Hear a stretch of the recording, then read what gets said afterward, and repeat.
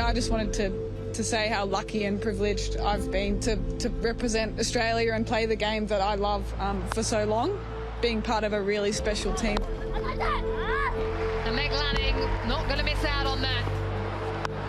She connects. Classic Lanning.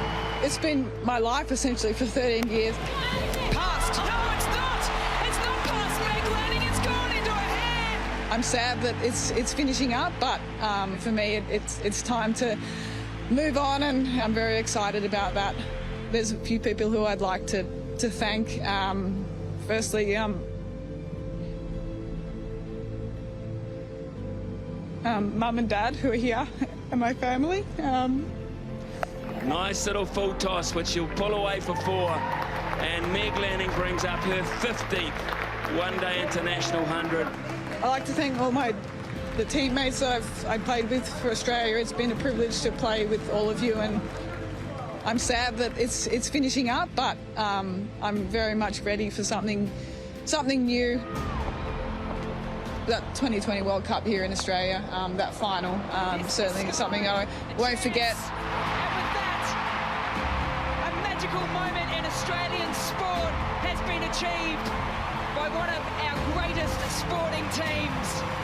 You know, it's all I've ever known really for 13 years, and I've given everything to being as good as I can to help the team win. It's really been about team success and how I can help that, and I've given everything to it. You know, as Australian players have an impact on some people, and hopefully it's been a positive influence, and now there's so many options for young girls and boys to play, so that's such a great thing, and it's not something I guess I consciously think about, but I hope that young girls have followed my journey a little bit and have been positively influenced to go out there and chase their dream.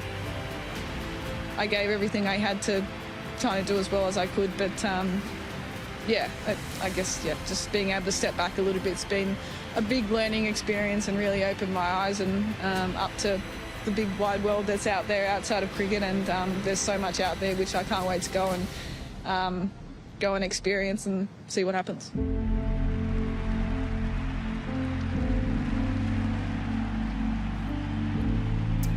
Yeah, she sure is going to be missed, Meg Lanning, today retiring from all forms of international cricket, effective immediately declaring it was the right time to end her 13-year career in the green and gold. I've got 3 greats of the game alongside me, and Mel Jones, Rachel Haynes and Katie Martin, to make sense of this news that we woke up to this morning, news that is still really hard to digest because we've loved watching Meg Lanning in the green and gold for so many years, and you know, it's hard to imagine that's not going to be the case anymore.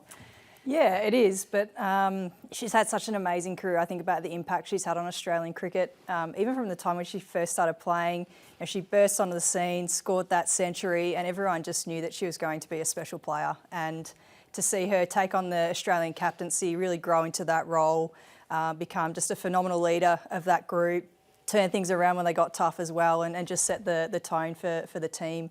I think she's earned a rest and all the accolades that'll come her way. Sorry, I'm not ready. I refuse to accept it. This is just not, it's not on, is it?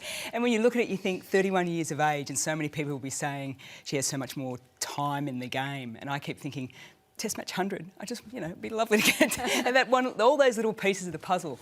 But she has pretty much done it all in the game. And like you, Rach, I feel very lucky in the sense of you played with her for the majority of that time. I was lucky enough to play Victoria with her when she first started coming through.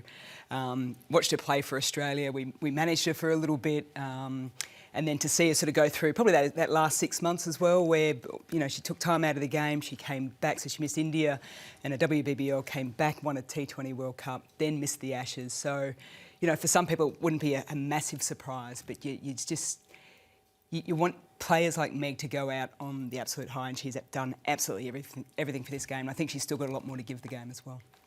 It's a bit of an emotional time. I remember that 2012 game where New Zealand throughout her whole career was so kind to her, so you can thank us later, Meg. But we just heard about this kid that could play cricket, and you think, yeah, there's some greats of the game. But for me, when I thought about her career finishing, I thought she will finish on the absolute top of every run chart, and I just felt fortunate to be able to play against her. Tried to make her smile a bit more as she got a little bit older and a little bit more steely determined to score more hundreds, but she's someone that changed the game, and as an opposition player, you felt lucky to play against someone like that, and I guess behind the stumps I had the best view in the seat, and as a cricket fan, I love watching it. I absolutely love watching it. In opposition, I hated it, but I just knew how great she was for the game, and it is a sad day for cricket to see someone so good finish up. You're all obviously emotional right now. How hard was it, though, to see Meg get emotional, particularly talking about the support of her parents, because we don't often see that kind of emotion from the former Aussie skipper? Yeah, she rarely lets her guard down, Meg, does she? But it was nice. It's hard not to be emotional in a situation like that when you're, I suppose, reflecting on the influence and the impact that lots of people have had across your career, and straight away your family are so big, and just sort of, I suppose, know the sacrifices that you have to make, how hard you have to work along the way. And her parents followed her all around the world, were her biggest supporters. So I'm sure they're probably a little bit sad as well to see her finish up. But yeah, to have them there and share that moment today, and know that they'll be there to support her as she sort of makes that transition through to what's next for her. So yeah, it is a tough time. And there'll be also coaches as well. I know Steve Maddox worked with her a lot during her junior days. Dulip, D-Man in Victoria, he must have thrown a million balls to her as well. Matthew Mott over in the World Cup at the moment. So many people had a touch point on Meg as well. And she was that sponge, and, you know, she'd take everything in that she needed and then just sort of discard bits. But everyone, you know, that's played a part in this will be feeling pretty down today. I know you've all got a favourite Meg moment in the green and gold. Rach, you start. Oh, I cannot go past her innings at Chelmsford in 2019. It was a fortress for England. We hadn't won a game there. They used to always make us go and play there, put us out in the middle of nowhere and say, have a good time, Aussies. And she turned up to this game, and from ball one, she was just on. And it was some of the most phenomenal stroke making, all the classic shots you know of Meg Lanning, the shots behind point, some amazing shots down the ground, just so still at the crease. And, you know, even though I was her teammate in that situation, I just turned into a fan in that moment, because you could just appreciate just how good it was. We had the pod on the ground for commentators, and every English commentator usually is like, oh, you know, but they were in awe. Like, you're right, Rach, they were fans as well, just going, we're seeing something supremely special. And it was Meg Lanning, and it was some of the shots we hadn't really seen from her before. It was sort of like this, well, that's Meg Lanning, but just this whole elevated space. She was in a flow that we've just never really seen before. What about for you, Marto?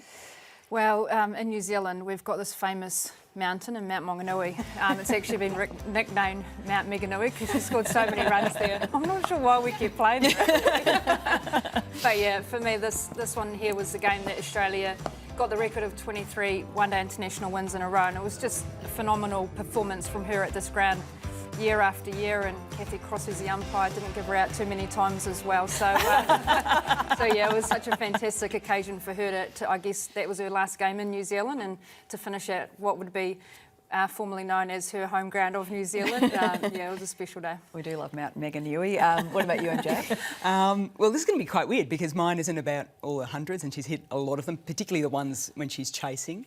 But I think back to the T20 World Cup in Australia, and just the amount of pressure on the entire Australian team, but on Meg Lanning's shoulders, the captain of this side. And the Aussies went down in the first game against India, and then got out to the whacker against Sri Lanka, and were 3 for 10 at one stage when Rach Haynes and Meg Lanning get together. And for me, this typified Meg Lanning. There is, and we say it so often, but this steely-eyed look in the way in which she goes about things. And you just knew she would find a way. She needed a good partner at the other end to get Australia over the line. She just managed things so well and took I suppose the nervousness out, and it's this little moment here where she dives over the line and it's the fist pump, and it was then that I just went, this team's got this, you know. And I know we're games and games out, but for me, I think Meg Lanning just sort of typified this leadership position in that game. I think that's one thing I'll always remember too, just that unit that the two of you were together, not just at the crease when the Aussies needed you in a tricky situation, but being the captain and the vice, making those big decisions together. How significant was that partnership for you during your career? Yeah, I think we just complemented each other. We probably had different styles and different ways of going about it, but I suppose as a vice captain, being someone who'd led teams before, I know what you want out of a vice captain is someone who will support you, throw different ideas and take the pressure off where they can. So That's all I ever tried to do to Meg, but I think the way her and Motty brought the team together, laid that foundation, got everyone on the same page, buying into a style of play that we wanted to produce, that was really special. And the other thing that really stands out to me about Meg was what made her so great was she always took responsibility for that innings, for making sure she was the not out batter to see the team over the line. The amount of time she did that over and over again, that's what made her so special, I think. Imagine how taxing it is. Like, she's just such a steely, determined character, and when you saw that look in her eyes and you thought, oh no, today's the day, because she just wanted to win games for Australia. And I think out of her 10 ODI hundreds chasing, 6 of those were against New Zealand as well. So again, thank you. But it just shows that determination for her to win and do the job for her team. How intimidating was she as an opposition captain? Awful. When you saw her and Rachel Haynes get scared, you thought, oh no, what's cooking up here? Usually a leg spinner. It was just the emotion that she had out and the presence that she had out on the ground, and she was able to manipulate. She never let the game settle, and I think she was able to inject herself in times as a captain and lead her troops so well. And she was demanding, but demanding in a positive way.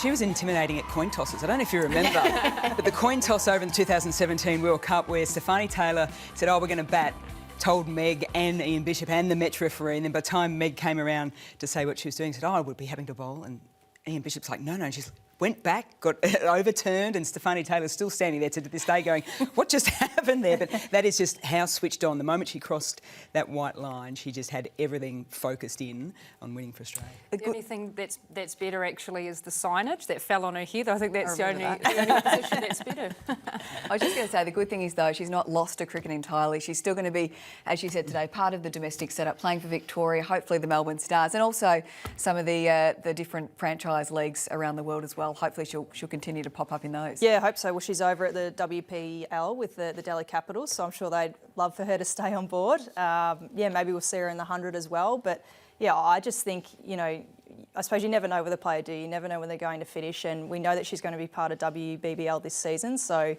go and watch her. The greats of the game, you never know how long they're going to continue on, and I think this is the first step today that she's showing that she's going to step away. So yeah, if you can, get down and watch her. What legacy will she leave to Australian cricket?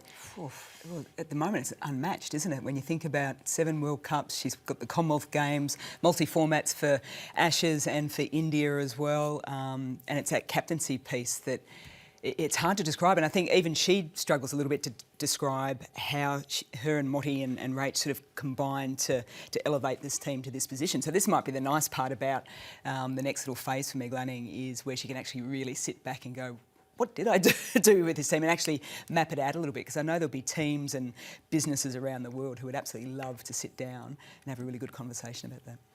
How do you answer that question? She always led with her actions, Meg. And yeah, you spoke about her having that single-mindedness. Once she got her mindset to something, she was just so determined to help make it happen. And whether that be a performance out on the field, fixing something around the team which she saw needed to be addressed, she just left no stone unturned. And so, it's not hard to imagine that she got to the age of 31 and was like, I feel like I've done everything, I've made a big contribution, I'm done, and I'm happy to move on. So, yeah, as sad as it is for Australian cricket at the moment, I think what a legacy she's left.